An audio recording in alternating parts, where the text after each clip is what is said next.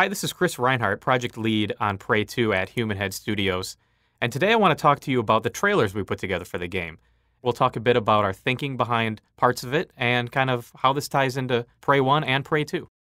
So when we first started working on the reveal for Prey 2, we knew we wanted to do something that was going to connect Prey 1 and Prey 2, and also some way that we're going to reveal our new main character, Killian Samuels, who's a U.S. Marshal on this airplane. You'll see in a minute here, you see Killian walking by with his prisoner. So there's a connection here. There's a strong connection to the first game, because you'll remember there's a part where Tommy from Prey 1 comes across this airplane, and he sees the entire airplane grabbed, pulled onto the giant spherical mothership that's orbiting around the Earth. He sees this entire plane grabbed, and it's smashed. And the aliens go in and pull out all of the people.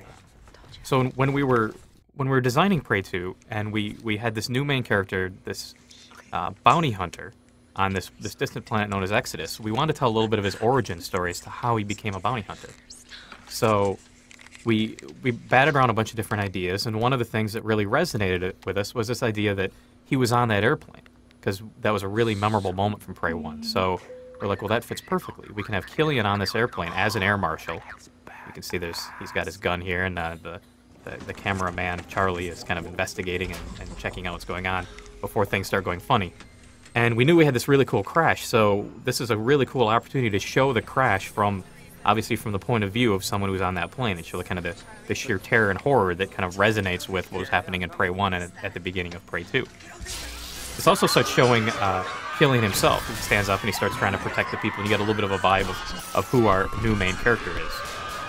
So the other thing is this gives us an opportunity to show some of the other connections of the hunters. Now, some of you who played Prey 1, you'll remember the hunter who was one of the main bad guys you fight. So there's a hunter that portals onto the airplane and starts attacking the people, and obviously starts causing some serious chaos and havoc. Coming up here, you get a brief glimpse of the hunter itself. The hunter head is the thing's in its last death throes there before everything really kind of goes to hell and goes completely insane and crazy.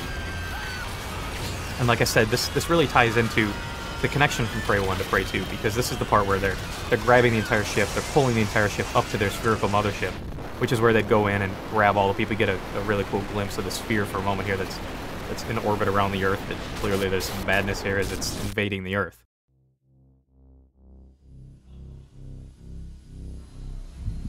So then, when we're revealing the game at E3, we want to put together another trailer that told more of the story of what happens to Killian after this intro part, after the plane abduction, and after he finds himself on the sphere. So, and we talk a little bit more about kind of how Killian gets off the sphere, because he gets off the sphere in a very different way than Tommy. If you played Prey 1, you know Tommy blows up the entire sphere. There's a spoiler, sorry.